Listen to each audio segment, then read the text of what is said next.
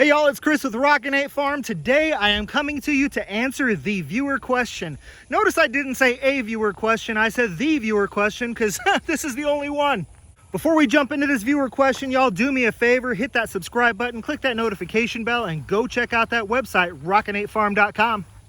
So my question today comes from Runneth Over Garden and Life. Let's go ahead and make a side note here, people. If you are a smaller YouTube channel or just a YouTube channel in general, and you ask me a question that gives me content to talk about in my videos, I will happily give you a shout out.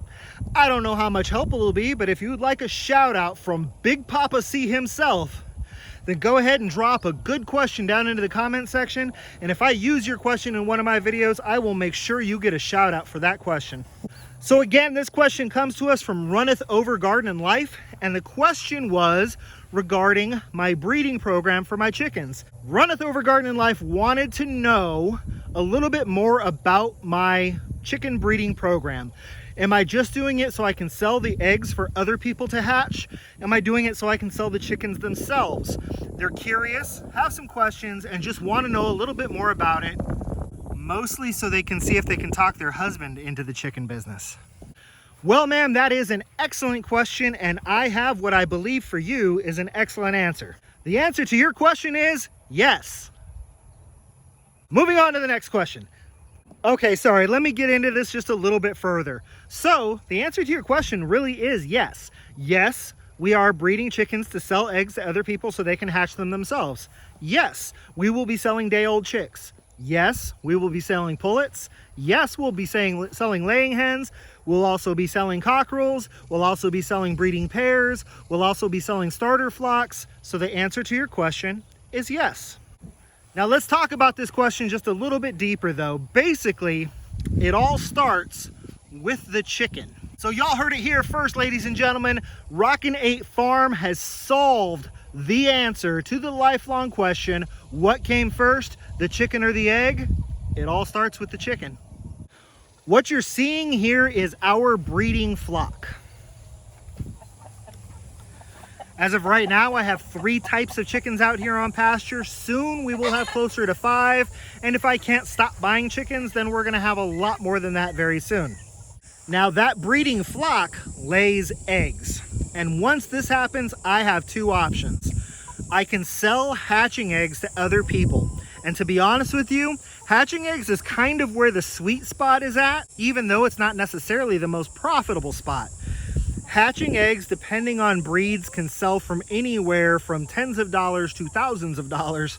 But like with my Orpingtons, you can very, very safely sell these hatching eggs in about the $40 plus shipping per dozen, up to $100 per dozen plus shipping.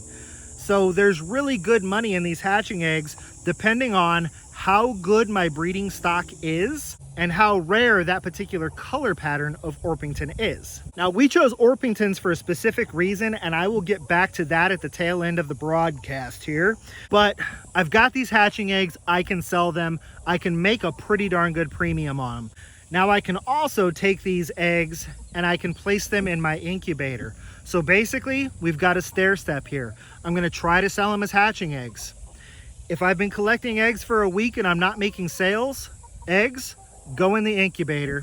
Now your incubator is gonna be a bit of an investment, but again, you can invest hundreds or you can invest thousands.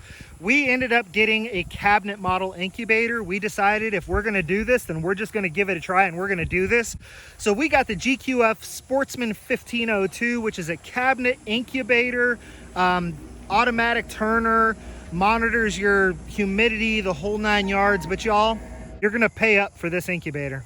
So again, I collected eggs all week long, didn't really have a whole lot of sales. I've still got eggs. Eggs go in the incubator.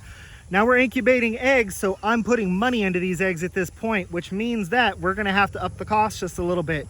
So day-old chicks are born. Now we have some options at this point.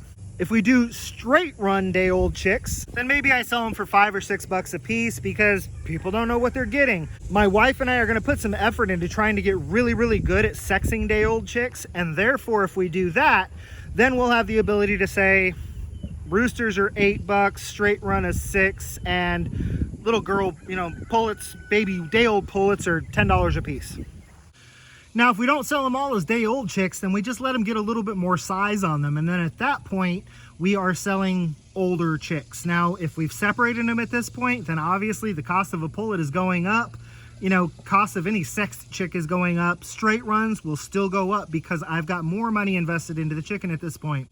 The first chickens that you're seeing in here are about 4 weeks old. We actually bought these off of a friend when we bought the Lemon Cuckoo Orpington breeding stock. So we've got these little 1-month-old chicks. The other chickens that you're seeing here are closer to 8 weeks old. We hatched these from eggs that we bought at auction. These are the Diamond Jubilee Orpingtons. Now, once chicks start getting some size on them and kind of start looking like chickens, this is the point where I will go through and see if I'm seeing any nice color patterns or any characteristics that I really like and would like to work back into my breeding flocks. The chickens that I decide I do not want to keep or do not have room for, those are the ones that are for sale either as pullets or straight winner, etc. But now the price is going up. Once we get to where these are about 12 to 14 week old pullets, still aren't quite laying eggs, but we can very easily determine who is a cockerel and who is a hen. Well, now the price really goes up because now we're talking about pullets that are getting ready to lay. So we're up closer to the $20, $25 per chicken range now. So you can kind of see what happens there. Let's call it $40 for a dozen hatching eggs. If we hatch them out and they become chicks, then we're closer to $60 for a dozen day-old chicks. If they get up to this pullet size where they're, 14 weeks old or so, now we're looking at closer to $300 for a dozen pullets. If the pullets still don't sell, I actually get another opportunity to really see what kind of growth is occurring in the chicken and if they have any characteristics that I really want to work back into my breeding flock. And if the answer is still no, then at this point, I can split these up into a lot of different ways. I can take like 5 hens and a rooster and sell them as a ready to go breeding group for somebody else to start breeding their chickens. Or maybe they don't want to breed chickens, they just want the rooster and they want the hens. Regardless, now we've got this kind of ready to go family out the door. I can also take a nice looking rooster and a nice looking hen, take them to auction and sell them as a breeding pair. Now, if we get to a point where they're not chicks, they're not pullets, the breeding or the hens aren't selling, the breeding pairs aren't selling, the ready to go starter packs aren't selling, and I still have hens and roosters, well, y'all, that's where the breed that we chose comes in. The reason we decided to go with Orpingtons is because we live close to Austin as a city center, and they're a dual purpose bird.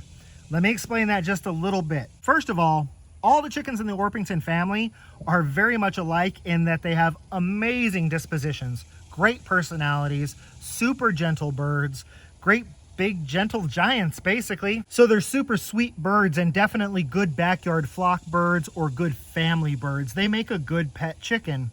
Well, with us living so close to a place like Austin, Texas, where Austin itself and all of the suburbs, for the most part, allow chickens, as long as you're not in an HOA or whatever.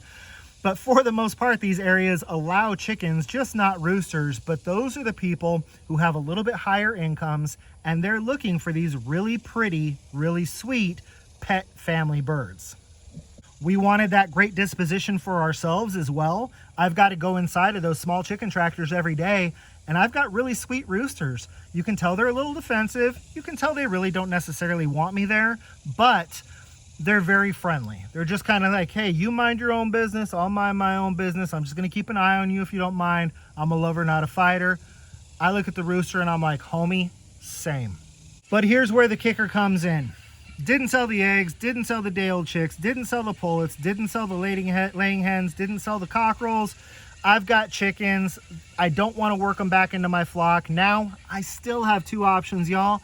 I can either butcher the roosters and put them in my freezer and take the hens and use them to replace older chickens in my egg-laying flock. Or, if I don't need chickens in my egg-laying flock, I have a nice, big-bodied, 6-month-old bird that is still plenty tender that can go into my freezer. Now, if we're talking about butchering chickens, y'all, I still have options. Because one of the things that we've talked about is how fun would it be to advertise, we're teaching a class here at Rockin Farm on how to process a chicken. We're gonna teach you how to process this chicken from start to finish, from slaughter all the way through parting it out. The class costs $45, and you get to take your chicken home with you. So that's basically it, Runneth Over Garden and Life. We got into chicken breeding because there are so many opportunities at so many stages to make money that we thought it would just be something that it would be good to give a try. Here's the kicker of the whole thing though. My wife and I have a real passion for chickens in general. We've got a passion for this particular breed of birds because they're so beautiful. We have a passion for doing things together and having something that's ours.